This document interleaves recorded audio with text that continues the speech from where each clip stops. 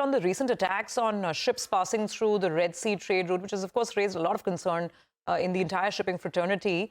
2 India-linked merchant ships were caught in drone attacks yesterday. The Indian Navy has now deployed 3 warships in the Arabian Sea, looking at the situation. And obviously, this has raised plenty of concern among traders, exporters, importers. We have Sunil K Vaswani, Executive Director at Container Shipping Lines Association of India, joining in for a quick chat. Mr. Vaswani, thank you for the call. So we do understand that there is a concerted effort underway. There's a coalition of major international countries as well to try and monitor, and more military presence now along the entire Red Sea route leading up to the Suez. How are Indian shipping lines looking at it? Is there any fresh requests being made by the government for greater monitoring? I mean, what exactly is the state of play? Well, morning, and first of all, season's greetings to you and to our viewers. Let's hope that the new year brings in some good news for all of us. Thank you. It's indeed a matter of concern. So let me start off as far as the container shipping lines are concerned. We during the COVID, we did all we could to help the supply chains. We put in additional capacities and started new services, and then we were all on absolutely even keel, everything working out well, and then suddenly this thing had to happen. So another challenge that's come up, it's certainly a matter of concern. But what's encouraging is that the US-led initiative, Operation Prosperity Guardian, and the Indian, the efforts by the Indian government as well to ensure maritime security are indeed encouraging. In the meantime, of course, we were forced because some of our own ships also were attacked.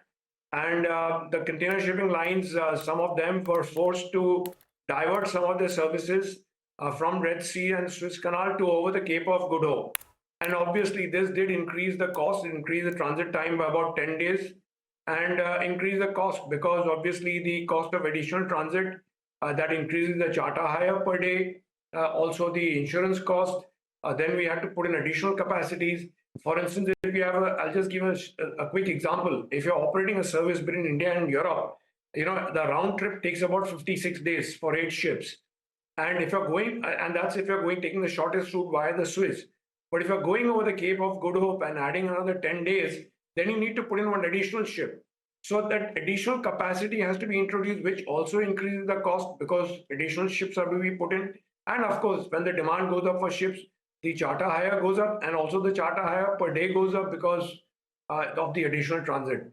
So be that as it may, that's what it is. But because of the encouraging news that we've had lately, as far as maritime security is concerned and Operation Prosperity Guardian is concerned, one of our lines, Maersk line, for instance, has announced that they will revert to the original schedule of going over the Suez Canal. Suez, that's right, that's right.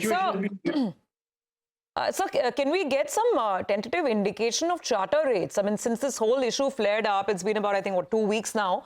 What is the increase in immediate spot rates, if any? If you could give us some sense of the market right now? See, it's very difficult to say that because charter rates depend on the size of the ships. And each of the lines have different size of vessels. But I can tell you very roughly, on an average, I can tell you about $60,000 a day is a charter rate. But what could happen is all these costs could translate into additional costs for the lines, and then eventually, of course, additional costs for the exporters and importers as well. Right now, the shipping lines, although they are going over the Cape of Good Hope and incurring heavy costs, the additional cost to the end customer has not been that significant. I mean, some surcharges that we were forced to put in place to take care of some of the additional costs have been done, but the overall effect has not been very significant.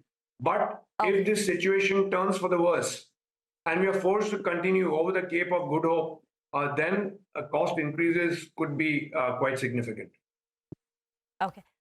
So, Mr. Vaswani, what percentage of the cargo has been diverted now to the Cape of Good Hope? So, say earlier, in 100 units, what percentage has been held back, not able to proceed, has not managed to divert?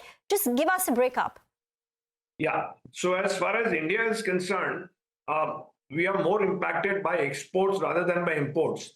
For the simple reason that most of the imports of India come in from the Far East, as we all know.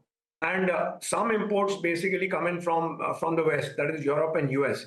So I would say about as far as roughly about 70% of our imports are concerned, by and large, we are not that impacted.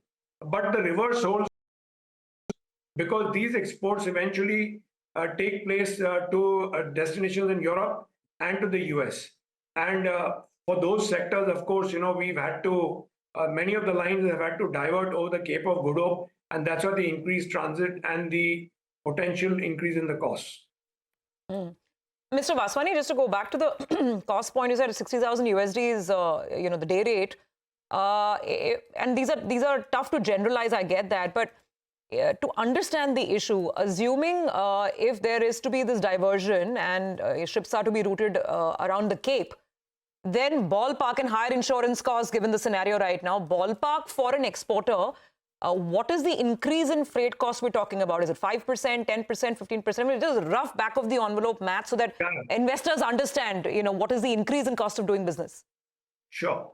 So again, as you very rightly said, this is going to be a very ballpark figure because right now, things are very hazy even for us. But I'm just saying, just in case the situation continues and it continues to get from bad to worse and we're forced to go through this route and, put in all the additional services that are required or the additional capacities, then we could possibly say, for instance, from Nhava Sheva and Mundra to Europe, for instance, the increase could go up by another 80% or so. Also, so the freight costs overall to the ultimate customer could be to that extent. Oh, wow. But again, as I said, there's a ballpark figure if the situation turns for the worse and if the situation lasts longer. Well, let's hope we don't go there. And hopefully, of course, governments across the board, I think, are cognizant of the matter and taking steps to ensure that secure shipping lines are restored through the Suez. Thank you very much for joining in. And once again, season's greetings to you. And if I can just add on one more line, as far as we shipping lines are concerned, the safety of the cargo of our customers is of primary importance, and the safety of life at sea of our sailors, our staff is very important, and eventually the assets, because that's how we are going to be able to help the trade. And we've done in the past everything that's possible to help the trade, even during COVID and post-COVID, and we shall continue to do so even now. Thank you. Okay. Thank you very much, Mr. Vaswani, for joining in. Let's get to the